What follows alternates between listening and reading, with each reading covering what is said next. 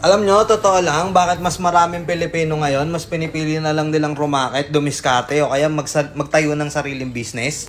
Kasi nakakabuwisit maging empleyado, nakakapikon, nakakaubos ng pagkatao. Sipin mo ginastosan ka ng magulang mo mula preschool hanggang mag-college ka, tapos halos 100,000 na yung ginastos. Yung iba nga sa mga matataas na klase pa ng college pinasok sa mga matataas na klase pa ng university. Di pa yon yung mga nagastos mo sa mga projects mo. Ang laki! Tapos ngayon, naka-graduate ka na, mag-a-apply ka ng trabaho ngayon. Ang kailangan sa trabaho, kailangan bachelor's degree ka, 150 pesos. 350 pisong putang Anyway, syempre, kailangan mo ng trabaho, kailangan mo ng experience. Pasok ka ngayon. Papasok ka ng late kaltas. Undertime ka kaltas. Tapos mag-OT ka? Thank you? Wala man lang welcome? Dahil sa totoo lang magalit na ako sa magalit yung mga employer dyan, kung sino man tatamaan dyan. Huwag naman sana tayong masyadong demanding sa background ng mga mag-a-apply sa inyo, lalo na kung ipapasahod nyo lang din naman, magkano lang. Oo, nandun na tayo, yung ibang mga business dyan, hindi pa ganun kalaki kumita. Pero sana man lang, yung requirements nyo, hindi naman sana pang astronaut na yung kailangan ng requirements. Tapos ipapasahod nyo 350. Itong video na to, mga empleyado dyan, magising-gising kayo. Tapos yung effort nyo sa pagtatrabaho, bonggang-bonggang mana kayo ng kumpanya.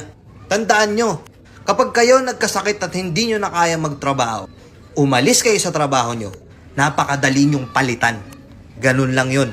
Ngayon magtataka ka, bakit kaya si kumare at si kumpare? Bakit kaya yung kaibigan ko hindi na nagtrabaho?